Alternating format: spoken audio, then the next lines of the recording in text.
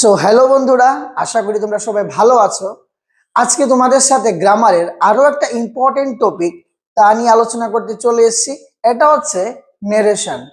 Narration actually জিনিসটা কি, কয় ভাগে ভাগ করা যায় এবং কোনটাকে কি বলে, চলো সবটাই আজকে আমরা এই ভিডিওতে রাখছি এবং সবটাই বুঝবো একটা সিকোয়েন্সের মাধ্যমে। ওকে, শুরু করার আগে নেরেশনের ডেফিনেশনটার দিকে আমরা একটু লক্ষ্য করি। The way of reporting the speech of a speaker is called narration. একজন বক্তার বক্তব্য প্রকাশকে আমরা কি বলি? নেরেশন বলি। নেরেশনকে দুই ভাগে ভাগ করা যায়, চলো আমরা দেখে নিই। একটা হচ্ছে ডিরেক্ট নেরেশন, আর একটা হচ্ছে কি ইনডিরেক্ট নেরেশন।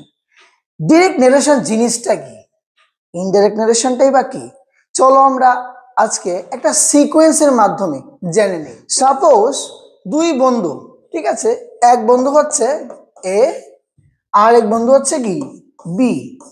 তারা কথা বলছিল, তো কথা বলতে বলতে এক পর্যায়ে এ বি কে বলে, জানিস বন্ধু বি, আমি ফুটবল পছন্দ করি।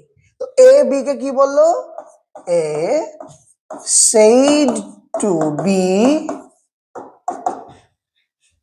I like football.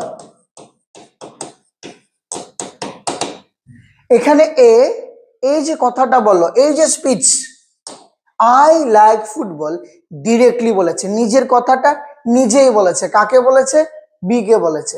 সো এটা হচ্ছে কি ডিরেক্ট নেরেশন, নিজের কথাটা নিজেই বলা, ডিরেক্টলি বলা, এটা হচ্ছে কি ডিরেক্ট নেরেশন। সো এটা হচ্ছে আমাদের ডিরেক্ট নেরেশন। চলো আমরা এটা ডিএন দিয়ে ডিনোট করলাম।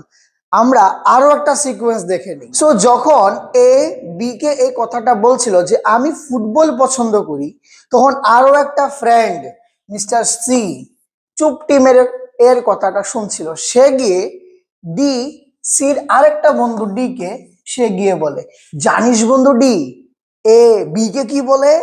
বলে সে নাকি ফুটবল পছন্দ করে। চলো আমরা এই কথাটাকে একটু স্ট্রাকচারালি লিখে দেখি তো।